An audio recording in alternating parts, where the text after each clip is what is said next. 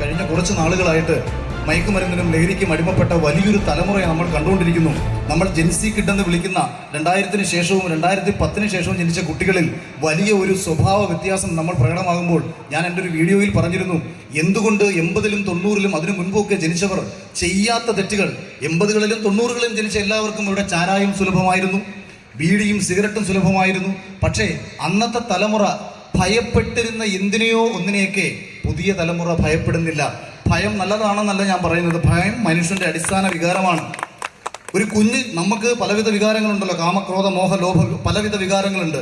പക്ഷെ ഒരു മനുഷ്യന്റെ അടിസ്ഥാന വികാരം ഭയമാണ്. ഒരു കുഞ്ഞ് ജനിച്ച് വീഴുമ്പോൾ ആ കുഞ്ഞിനെ ആരെയും സ്നേഹിക്കാൻ അറിയില്ല, ആ കുഞ്ഞിന് ആരോടും കാമം തോന്നില്ല, ആ കുഞ്ഞിന് ആരോടും ക്രോധം തോന്നില്ല. പക്ഷെ ആ കുഞ്ഞിന് തോന്നുന്ന ഒരേ ഒരു വികാരം ഭയമാണ്. ഈ ഭയം, അതായത് നാം നമ്മുടെ രക്ഷകർത്താക്കളെ സ്നേഹിച്ചിരുന്നു, ബഹുമാനിച്ചിരുന്നു, ഭയന്നിരുന്നു. നാം നമ്മുടെ അധ്യാപകരെ സ്നേഹിച്ചിരുന്നു, ബഹുമാനിച്ചിരുന്നു, ഭയന്നിരുന്നു. നാം ഈശ്വരനെ ബഹുമാനിച്ചിരുന്നു, ഭയന്നിരുന്നു.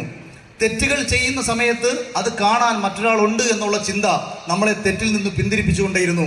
പഴയ തലമുറയിൽപ്പെട്ട ഒരുവൻ, അവന് മുതിർന്ന 1-2 വയസ്സിന് മൂത്ത ഒരു ജ്യേഷ്ഠൻ തൻ്റെ മുന്നിലൂടെ പോയാൽ വലിച്ചിരുന്ന സിഗരറ്റ് ഊതിക്കളഞ്ഞിട്ട് മാറി നിൽക്കുന്ന ഒരു കാലത്ത് നിന്ന് സിഗരറ്റിന്റെ പുകയും കഞ്ചാവിന്റെ പുകയും MDMA ഒക്കെ അടിച്ചിട്ട് പുതിയ തലമുറ വെട്ടിക്കൊല്ലാനും നശിപ്പിക്കാനും ഒക്കെ നടക്കുന്ന കാലത്തിലേക്ക് നമ്മൾ എത്തിയിരിക്കുന്നു എന്നത് ഈ ഒരു അവസരത്തിൽ, ഈ കൂടിയിരിക്കുന്ന അവസരത്തിൽ നിന്ന് ഓർമ്മിപ്പിക്കുന്നു.